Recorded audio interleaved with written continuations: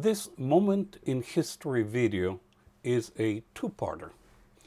In the first part, we'll talk about these two individuals, Andreas Vesalius and Jakob von Getweiler, and how we know both of them today. In the second part, we will talk about human anatomy and dissection and the book that made Vesalius famous. So, let's start. In early 1543, Andreas Vesalius, a 28-year-old physician and anatomist, was staying at the city of Basel in Switzerland. The reason for his visit was to oversee the preparation and printing of the first edition of his now famous book, which I'm going to show you. Here it is.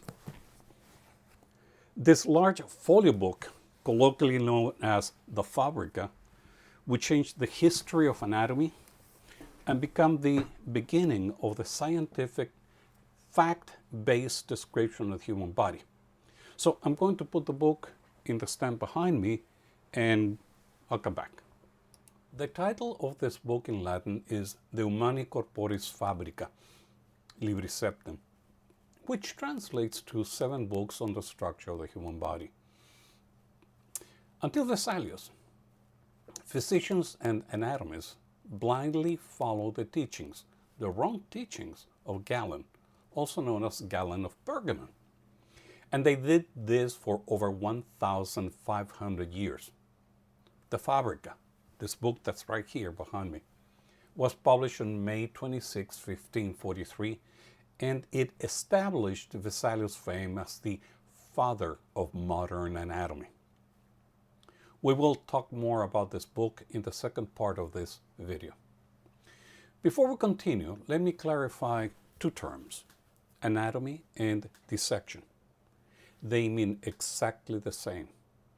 The word anatomy arises from the Greek prefix ana, meaning up or through, and the Greek root tomi, meaning to cut, so cut up. Dissection means the same, but arises from Latin.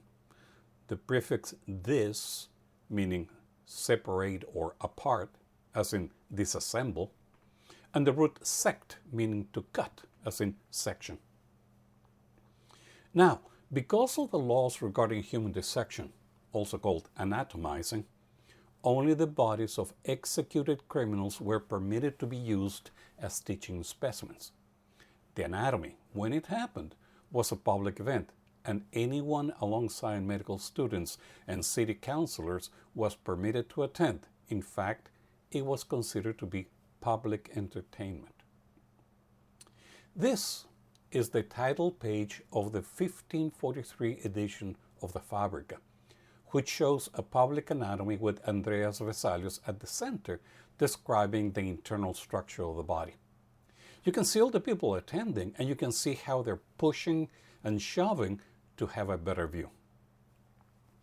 The other individual in this story is Jakob von Getweiler, a notorious criminal who lived in Basel. According to records of the time, Jakob attacked and stabbed his wife repeatedly when she confronted him because she found out that he had a second wife. Although seriously injured, she survived, but Jakob was sentenced to death by beheading, a current sentence at the time, along with hanging. The sentence was carried on May 12, 1543. Now, most probably the town council, having a famous anatomist such as Vesalius visiting in town, offered him the opportunity for a public anatomy. We know this happened. After the dissection, Vesalius proceeded to clean, boil, and dry the bones, and following the instructions of his own book, mounted the bones as an anatomical specimen for teaching at the University of Basel. Little did Vesalius know that 483 years later, today, 2026, that skeleton would still be in existence and carry the fame of being the oldest anatomical preparation in the world. The skeleton can be seen today at a special exhibit in the University of Basel in Switzerland. It seems ironic that we have the skeleton of this criminal, but we do not have the remains of Andreas Vesalius. Vesalius died in 1564 in the island of Zakynthos in Greece.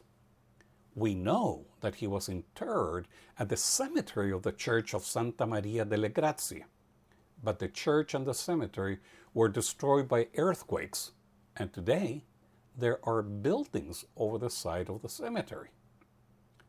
That is another video, the search for Vesalius. So, this is the end of part 1. In the second part, we will talk about the techniques used for dissection.